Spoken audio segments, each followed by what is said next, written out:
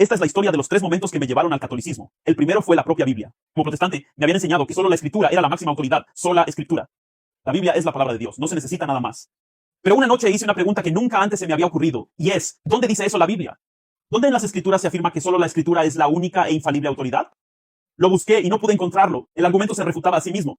Y entonces descubrí algo aún más desconcertante. La Biblia nunca enumeró su propio contenido. En ninguna parte de las Escrituras, las propias Escrituras te dicen qué libros pertenecen a las Escrituras. Esa lista, el canon, en realidad fue decidida por la Iglesia Católica en los concilios de Hipona y Cartago en el siglo IV. Descubrí que me apoyaba en una base que había sido entregada por la misma institución que yo rechazaba. Donde la Escritura dice que solo la Escritura es la única fuente de autoridad. Eso ya se los hemos explicado hasta el cansancio. Y de verdad, yo tengo mis dudas acerca de que, en primer lugar, de que ese video sea real, porque parece hecho por inteligencia artificial, presentando los mismos argumentos gastados que todos los apologistas de la secta separada de la palabra de Dios presentan. Pero vamos a tomarlo como si fuera real. Y él pregunta dónde la Escritura dice que solo la Escritura es la única autoridad. Bueno, la única que tiene calidad de palabra de Dios es la Escritura. No conocemos otra fuente de enseñanza de Jesucristo, ni de los apóstoles, ni de los profetas, fuera de la Escritura. La Escritura no dice qué libros deben conformarla. Vamos a hablar del Nuevo Testamento específicamente, porque el Antiguo Testamento, ese canon lo conformaron los judíos, a ellos se les dio la autoridad, ya 400 años antes de Cristo, con Esdras el escriba, ese canon se cerró.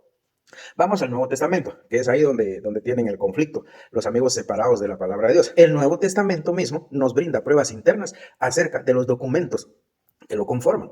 Vamos primeramente a 2 de Pedro, capítulo 3, versículos 15 y 16. Esto lo expliqué en un video anterior, pero vamos a hacerlo resumidamente. El apóstol Pedro habla de todas las epístolas de Pablo como escritura, al decir que los indoctos e inconstantes tuercen o tratan de torcer las cartas de Pablo, como también lo hacen con las otras escrituras. Entonces, ahí Pedro, a las cartas de Pablo, les está otorgando el estatus de escrituras al nivel del Antiguo Testamento. Pablo cita el Evangelio de San Lucas, primera de Timoteo, capítulo 5 y versículo 18, y utiliza dos citas para respaldar su argumento. Él dice, pues la Escritura dice, no pondrás bozal al buey que trilla, y digno es el obrero de su salario.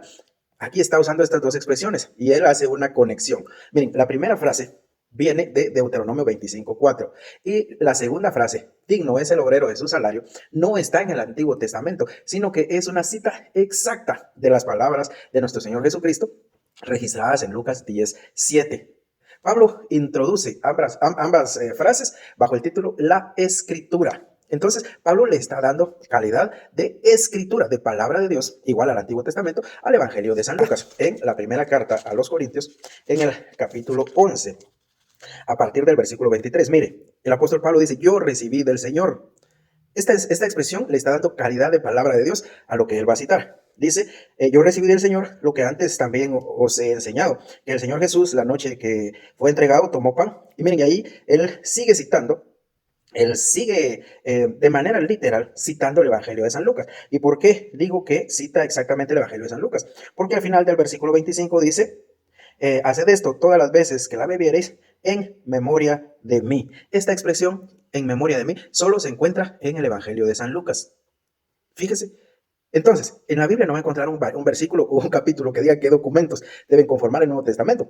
Pero si usted busca las pruebas internas con una mente objetiva y con el ánimo de estudiar, entonces va a ir encontrando. Aquí el apóstol Pablo se refirió al Evangelio de San Lucas como algo que recibió del Señor. Y así podemos seguir con muchas citas más. Y en 1 de Corintios, en el capítulo 15, el apóstol Pablo dice, 1 de Corintios 15:3, porque primeramente os he enseñado lo que asimismo recibí, que Cristo murió por nuestros pecados conforme a las Escrituras. Bueno, está haciendo una cita del Antiguo Testamento, pero miren lo que viene aquí. Y que fue sepultado y resucitó al tercer día conforme a las Escrituras. Miren, en el Antiguo Testamento sí dice que el Señor resucitaría, que no se quedaría para siempre sepultado, que los salmos mesiánicos lo dicen, pero no se menciona que resucitaría al tercer día. Hay un pasaje en Oseas donde muchos se confunden, creo que es Oseas 6, pero ahí no es un pasaje mesiánico, porque no está hablando de resurrección, sino de sanidad y perdón para el pueblo de Israel, que habla del tercer día, pero no es mesiánico. Fíjese que si Pablo dice que Cristo murió por nuestros pecados conforme a las Escrituras y fue sepultado y resucitó al tercer día conforme a las Escrituras, eso del tercer día solo se encuentra en los Evangelios, dicho, mencionado por nuestro Señor Jesucristo, solo se encuentra en los Evangelios. Y Pablo ya los toma como Escritura. Entonces, si seguimos en nuestro trabajo de investigación, de estudio exhaustivo del Nuevo Testamento, nos vamos a dar cuenta que hay pruebas internas en él que nos dan a entender qué otros documentos conformarían este compendio de documentos que llamamos Nuevo Testamento. ¿Cuál es la importancia del Evangelio de San Lucas? ¿Por qué lo menciono tanto? Porque el apóstol Pablo lo citó. ¿Y dónde está la importancia del Evangelio de San Lucas? Cómo el Evangelio de San Lucas demuestra que los creyentes, la iglesia, la genuina iglesia primitiva, ya tomaba como palabra de Dios los otros evangelios.